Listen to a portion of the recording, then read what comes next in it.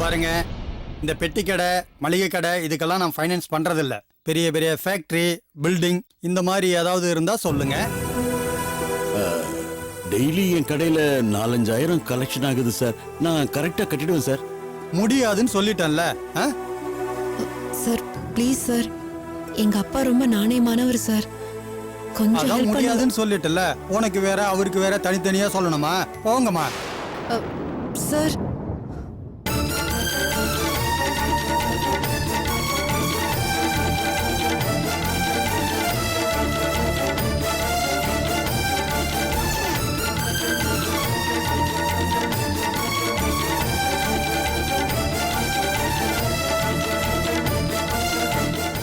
நீ என்ன பண்ற? உன் கடையை அவனுக்கு கைமாத்தி விடு. இனிமே உன்னை நான் நம்ப தயாரா இல்ல. இன்னும் 3 நாளுக்குள்ள பட்டியோட 3 லட்சம் ரூபாய் கொண்டு வந்து வைக்கல, உன் கடை உனக்கு இல்லையா?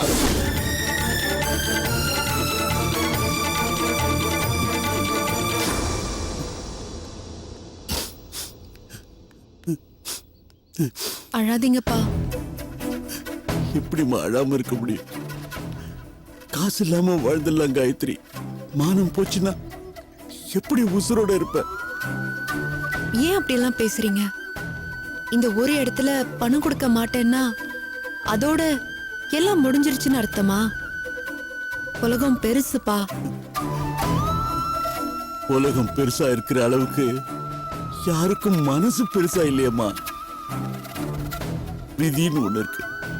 என்னைக்கும் அது நம்ம கூட நிழல் மாதிரி வந்துகிட்டே இருக்குமா. நிழல் கூட உச்சி நேரத்துல காலுக்கடியில மறைஞ்சிடும். ஆனா இந்த விதி இருக்கே, அது எப்பவும் நமக்கு முன்னாடி போய்கிட்டே இருக்கும். நம்மளை பார்த்து சிரிச்சுக்கிட்டே வேற போகும். அப்படியெல்லாம் பேசாதீங்கப்பா. பாருங்க, நான் சொல்றேன், இந்த ப்ராப்ளம் ஒண்ணுமே இல்லாம ஈஸியா சால்வ் ஆயிடும் பாருங்க. நடக்கட்டுமா? வேற என்ன வேணும் எனக்கு?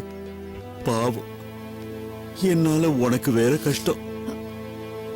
அதெல்லாம் ஒண்ணும் இல்லப்பா, நீங்க வாங்க.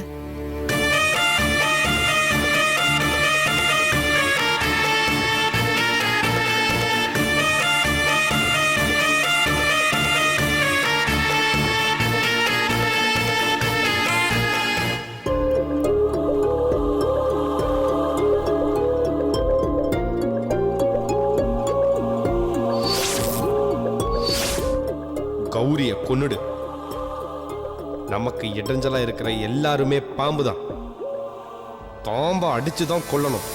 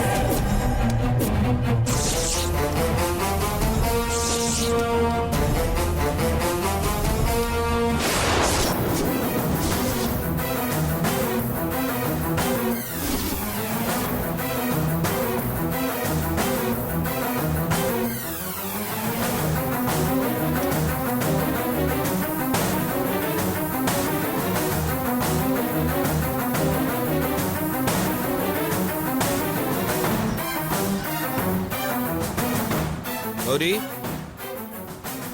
கௌரி. என்ன மாமா? ஒன்றும் இல்லை, ஒரே தலைவலியா இருக்கு. ஒரு காஃபி கிடைக்குமா? இதோ எடுத்துட்டு வரேன் மாமா.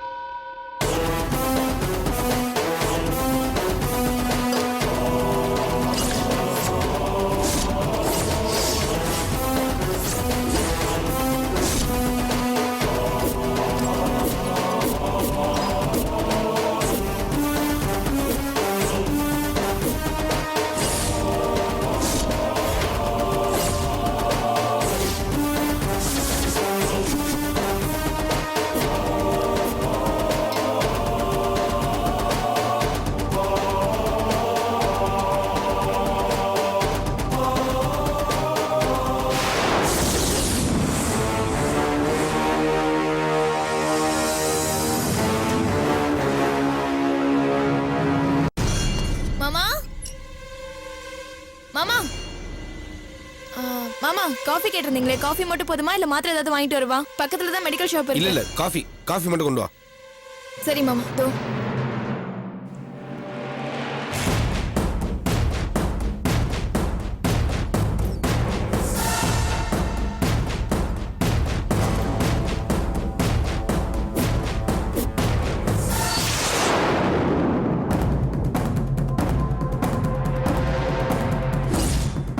கௌரி கௌரி மா வாமா. கௌரி ஆ? நான் கடைக்கு போயிருந்தேன். அங்க காய்கறிகளை பார்த்தேன், நல்ல ஃப்ரெஷ்ஷா இருந்தது. அதனால நான் உனக்கும் சேர்த்து வாங்கிட்டு வந்திருக்கேன். இந்த பொடி.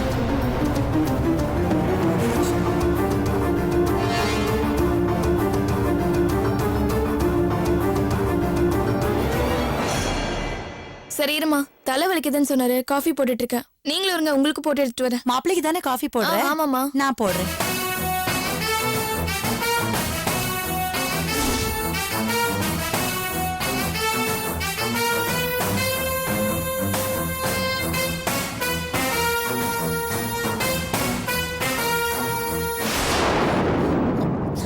என்னடி ஒரு வாடை வருது? எனக்கு எதுவும் தெரியலையே, எனக்கு வேற சளி பிடிச்சிருக்கு. இல்லடி, என்னமோ வாடை வருது. நீ ஆராய்ச்சிலாம் அப்புறம் பண்ணிக்கோ, முதல்ல அவர் தலை வலிக்குதுன்னு சொன்னாரு, காஃபி போடு. சரி.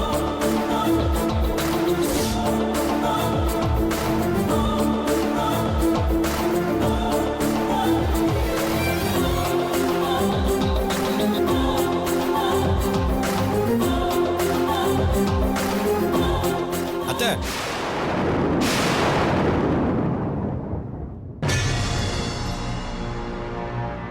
என்ன ஒரே கேஸ் ஸ்மெல்லா இருக்கு? ஏய் என்னாச்சு? எனக்கு எதுவும் தெரியல. நான் அப்பவே சொன்னேன் என்னமோ வாடை அடிக்குதுன்னு. இல்லம்மா, அது ஐயோ, கேஸ் திறந்தே இருக்கே. ஆஃப் பண்ணுங்க. ஐயோ, இந்நேரம் பத்த வச்சிருந்தா என்ன ஆயிருக்கும்? அடி பாவி, மூடி இருக்கான்னு நீ பார்க்க மாட்டியா? இல்லம்மா, நான் மூடிட்டு தான் போனேன். மாப்பிள்ள இந்த ஜன்னலை அத்தை, திறங்க. அத்தை, நான் பாத்துக்கிறேன். முதல்ல நீங்க வெளில போங்க. வாடி வா, போங்க. வெளியில போயிடலாம்.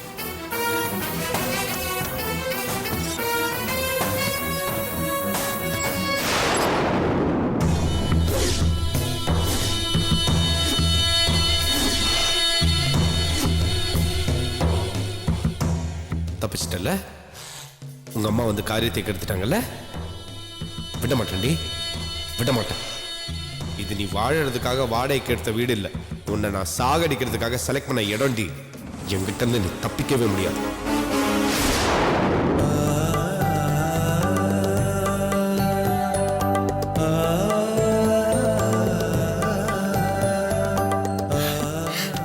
என்னங்க, பத்திரிக்கை ரொம்ப நல்லா அடிச்சிருக்காங்கல்ல? ஆமா ஆமா. இத பாருங்க, கல்யாணத்துக்கு நிறைய நாள் இல்ல, யாரையுமே விட்டுடாம கரெக்டா எல்லாருக்குமே நம்ம பத்திரிகை வச்சிடணும். கோமதி, நீ கவலையே படாத. நம்ம சொந்தக்காரங்க, அக்கம் பக்கத்துல இருக்கவங்க, ஃப்ரெண்ட்ஸ்னு ஒரு பெரிய லிஸ்டே போட்டு வச்சிருக்கேன். நீ ஒரு தடவை பார்த்துட்டு யார் பேராச்சும் விட்டுருக்கான்னு சொல்லு. ஏங்க, நான் ஒண்ணும் பார்க்க வேண்டாம். நீங்க செஞ்ச எல்லாம் கரெக்டா தாங்க இருக்கும். 24 மணி நேரமும் இதே நினைப்போட தானே இருக்கீங்க. அப்புறம் எப்படிங்க நீங்க மறப்பீங்க? ஐயோ, ஒரு தடவை பார்த்துடுமா. சரி சரி, நான் பார்த்துடுறேன். வா.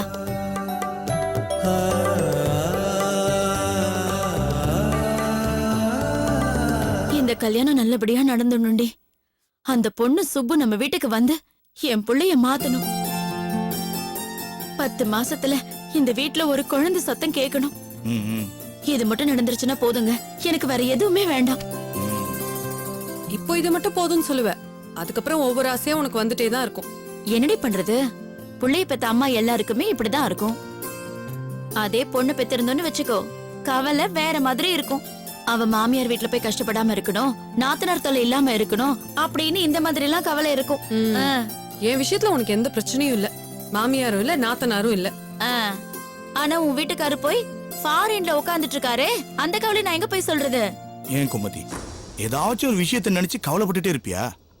மாப்பிள்ள 4 வருஷம் கான்ட்ராக்ட்னு சொல்லிட்டு தானே போனாரு. ஏங்க, போனவரு கையோட இவளையும் கூட கூட்டிட்டு போயிருக்கலாம்ல? ஏம்மா, நான் போயிருந்தா நல்லாதான் இருக்கும். ஆனா ஒரு தண்ட செலவு தான். இப்ப பாரு, அவர் ஃபாரின்ல இருந்து பணம் அனுப்பிச்சிட்டே இருக்காரு. கன்சிஸ்டன்டா நம்ம பணத்தை பேங்க்ல போட்டுட்டே இருக்கோம். அவர் திரும்பி வந்த உடனே அழகா ஒரு சொந்த வீடு கட்டி செட்டில் ஆயிட வேண்டியதுதான். ம். அந்த சந்தோஷத்தோட கம்பேர் பண்ணா இந்த சாக்ரிஃபைஸ் இருக்கலாம். ஏய் இத பாரு கோமதி, ஜோசியர் சொன்னதை நினைச்சுக்கோ. கஷ்டம் கொஞ்சம் இருந்தாலும் இந்த கல்யாணம் நல்லபடியா நடந்துரும்.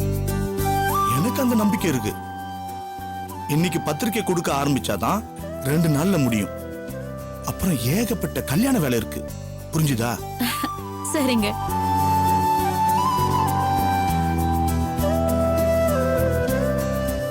டேய் டேய் சூர்யா, இங்க வாடா. என்னம்மா? இங்க வா. இந்தா இத பாரு. என்னது? என்னன்னு கேக்குறியடா? உன் கல்யாண பத்திரிக்கை இந்த பாரு.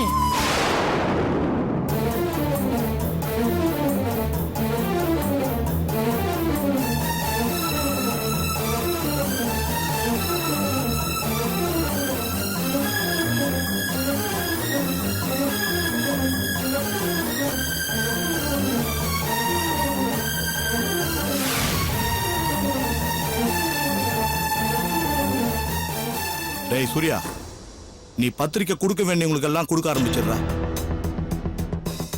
டேய் என்னடா அப்படி பெயரிஞ்ச மாதிரி பாக்குற? பத்திரிக்கை கொடுக்கணும்ல? சுத்தம். ஏய், கல்யாணத்துக்கு இன்னும் ரொம்ப நாள்லாம் இல்ல. இப்போ ஆரம்பிச்சாதான் இன்னும் 2-3 நாளாவது இந்த வேலையெல்லாம் முடிக்க முடியும். யார் யாருக்கெல்லாம் பத்திரிக்கை கொடுக்கணும்னு லிஸ்ட்லாம் போட்டு வச்சிட்டியா? இல்ல. சூர்யா, நமக்குன்னு ஆண்டவன் அழகான ஒரு வாழ்க்கையை கொடுக்கிறப்ப அதை நன்றியோட ஏத்துக்கணும், சந்தோஷமா ஏத்துக்கணும்.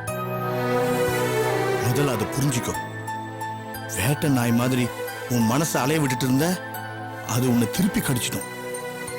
சந்தோஷமா இருடா. இப்ப என்ன, சுப்பு நல்ல பொண்ணு, உனக்கு ஏத்த பொண்ணுன்னு தானே நாங்க எல்லாருமே சேர்ந்து இந்த கல்யாணத்தை ஏற்பாடு பண்ணிருக்கோம். உனக்கு நாங்க நல்லது செய்யாம அப்புறம் வேற யார நல்லது செய்வா? இத பாருடா சூர்யா, கல்யாணம் முடிஞ்ச ஒரு வாரத்திலேயே உனக்கு நாங்க செஞ்ச இந்த ஏற்பாட்டோட அருமை புரியும். இந்த வீட்டுக்கு சுப்பு மாதிரி ஒரு பொண்ணு அமையாதுடா. ஏய், சுப்புவும் சரி, அவங்க அண்ணா அண்ணி எல்லாரும் சரி, எல்லாருமே ரொம்ப நல்ல மாதிரியா இருக்காங்க. எங்க எல்லாருக்குமே ரொம்ப பிடிச்சிருக்கு. பாரேன், கல்யாணத்துக்கு அப்புறம் உன் லைஃபே கலர்ஃபுல்லா இருக்கும்.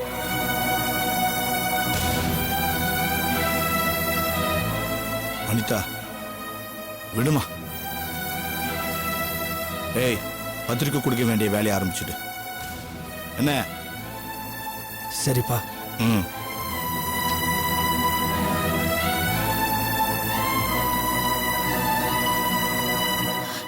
என்னங்க இவன் இப்படி இருக்கான்? எல்லாம் சரியாயிடும் கோமதி. காலம் மாத்தாதத கல்யாணம் மாத்திடும். எனக்கு அந்த நம்பிக்கை இருக்குது. நீங்க வேலையை பாருங்க.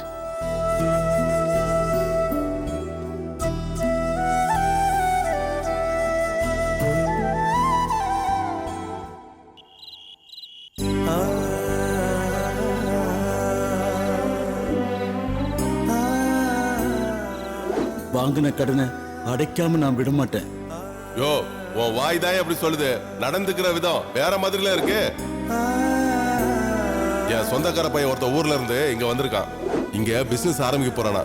கையில ரொக்கமா பணம் கொண்டு வந்திருக்கான். நீ என்ன பண்ற, உன் கடையை அவனுக்கு கைமாத்தி விட்டுரு.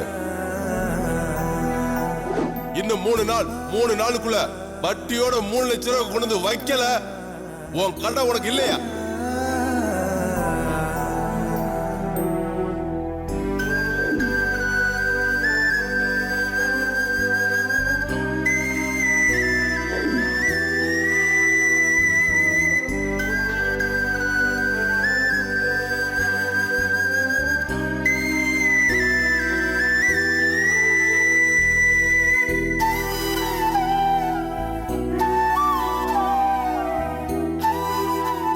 என்னங்க இப்படியே உட்கார்ந்துகிட்டே இருந்தா எப்படிங்க? வாங்க சாப்பிடலாம். சொன்னா கேளுங்க, ஒரு வாயாவது சாப்பிடுங்க. வேண்டாம் லட்சுமி, நீ போய் சாப்பிட்டு படு. நான் அப்புறமா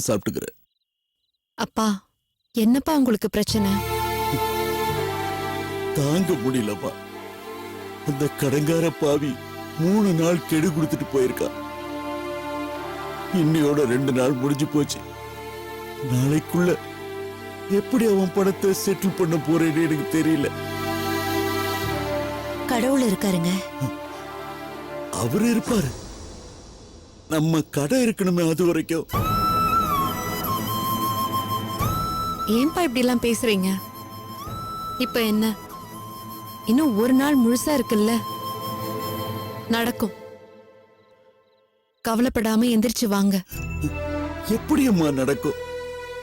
நானும் எனக்கு தெரிஞ்ச எல்லார்கிட்டயும் பணத்துக்கு கேட்டு பார்த்துட்டேன். யாரும் உதவ தயாரா இல்ல. உதவுறேன்னு சொல்றவங்க கூட அவ்வளவு பெரிய தொகைய முடியாதுங்கிறாங்கம்மா. எங்கேம்மா போவ? யாரு கொடுப்பா? எப்படி அவன் கடனை நான் தீப்பேன்? ஒண்ணுமே புரியலம்மா. அம்மா, கடனை அடைக்கலன்னா கடையை எடுத்துக்குவேன்னு சொல்லிட்டு போயிட்டா. கடை போச்சுன்னா இந்த கட்டையே போயிடுமா? அப்பா என்னப்பா இதெல்லாம்? எதுக்கு இப்படி எல்லாம் பேசுறீங்க? சோறு போட்ட இடமா அது. தொழில்ல இதுவரைக்கும் 5 காசு யாருக்கு நான் துரோகம் பண்ணதில்லை. கலப்பட சரக்கு வித்ததில்லை. எடை குறைச்சி போட்டதில்லை. காசை போட்டு அந்த கடையை நான் ஆரம்பிக்கல. ஒழுக்கத்தை தான் முதலீடா போட்டேன். நேர்மையை தான் முதலீடா போட்டேன். அந்த நேர்மை தான் என்னைக்கு என்னை காப்பாத்துன்னு நினைச்சேன். இன்னைக்கு அந்த கடையை கைவிட்டு போயிடுங்கிற நிலைமை வந்துருச்சே. அப்படியெல்லாம் எதுவும் ஆகாதுப்பா. என் வார்த்தையை நம்புங்க. எப்படிமா? எப்படி நம்ப சொல்ற? ஒரே நாள்ல நான் எப்படி அவ்வளவு பணம் புரட்டுவேன்? நீங்க எப்படி 3 லட்சம் புரட்ட போறீங்கன்னு எனக்கும் தான் தெரியலப்பா. ஆனா நடக்கும்பா. இப்ப சொன்னீங்களே, நேர்மை ஒழுக்கம், அது இன்னும் சாகலப்பா. இந்த உலகத்துல சத்தியம், நேர்மை, ஒழுக்கம், இந்த மாதிரி நியதியெல்லாம் இன்னும் உயிரோட தான் இருக்கு. அத நம்புறவங்கள என்னைக்கும் அழிச்சதா சரித்திரம் இல்ல. எனக்கு நம்பிக்கை இருக்குப்பா. எப்படியாவது நாளைக்குள்ள அந்த பணம் உங்க கைக்கு வரும். வந்தே தீரும்பா. அவன் கடனை அடைச்சிட்டு கடையை நீங்க நடத்ததான் போறீங்க. அது அவனும் பார்க்கதான் போறான். எந்திரிச்சு வந்து சாப்பிடுங்கப்பா. அம்மா, நீ உள்ள போ, சாப்பாடு எடுத்து வை. அப்பா, அப்பா வாங்கப்பா, வாங்கப்பா.